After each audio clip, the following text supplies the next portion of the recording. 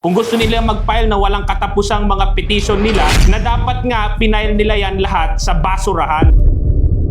Nag-dissent kasi yung ECO. Hindi pwedeng talunan ka sa Regional Wage Board, pupunta ka sa korte at aasang mananalo ka pa.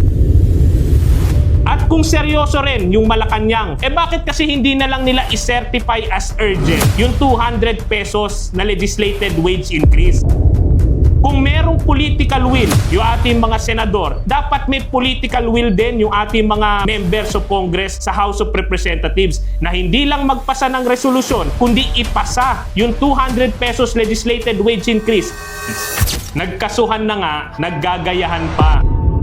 May TRO na sa Pasig, meron pang nag-file ng bagong kaso sa Navotas RTC. Saan na po ito matatapos? Lahat ba ng RTC pa-filean nitong iilang employers na to na ayaw lang magbayad ng komento sa sweldo? Pero hindi po titigilan yan ng TUCP kasama ng buong uring manggagawa na mag-file ng motion to intervention kung gusto nila mag-file na walang katapusang mga petition nila na dapat nga pinail nila yan lahat sa basurahan. Dahil malinaw na walang jurisdiction ang korte sa usapin ng wage order. Kongreso na po ang nagsabi sa Labor Code na walang injunction o TRO na pwedeng i-issue sa proseso ng ating Regional Wage Board. Kung gusto nilang magreklamo, ba't kasi hindi sila pumunta sa National Wages and Productivity Commission? Meron naman silang mga abogado, ba't hindi sinabi sa kanila yon? Hindi nila masasabi na hindi sasapat yun kung hindi man nila susubukan. Kaya ang TUCP rin, mga grupo ng mga manggagawa, magpa-file din sa mga susunod na araw. At ngayon nga kami, mamayang tanghali, magpa-file na rin kami ng motion to intervene sa Navotas RTC. Kasi malaki yung kalokohan nito na pinagdidesisyonan ng mga korting ito yung dagdag sahod ng higit 1 milyong minimum wage earners na wala ni isa sa kanila ang minimum wage earner. Na wala ni isa sa kanila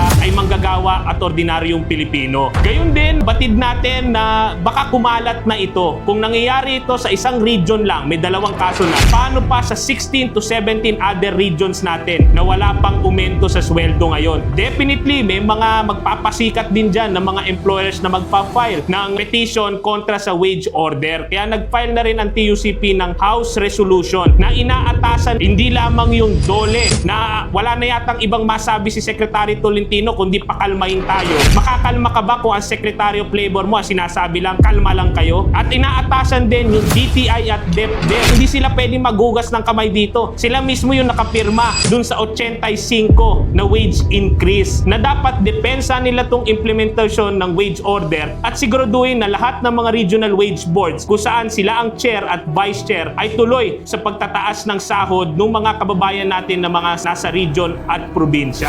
Pero hindi rin natin pwedeng palagpasin lang yung Employers Confederation of the Philippines, yung ECOP, na sinasabi nila nire-respeto daw nila itong tripartite regional wage board system. Pero sinabihan ba naman nila lahat ng regional wage boards na wag lang basta susunod sa NCR? Ang may karapatan po sa dagdag sahod, hindi lang yung mga taga Metro Manila, kundi pati yung mga taga probinsya. Lahat naman po ito nagsimula dahil sa kauna-unahang pagkakataon, nag-dissent kasi yung ECOP dun sa wage order na inilabas ng ating regional wage board. Hindi pwedeng talunan ka sa regional wage board, pupunta ka sa korte at aasang mananalo ka pa.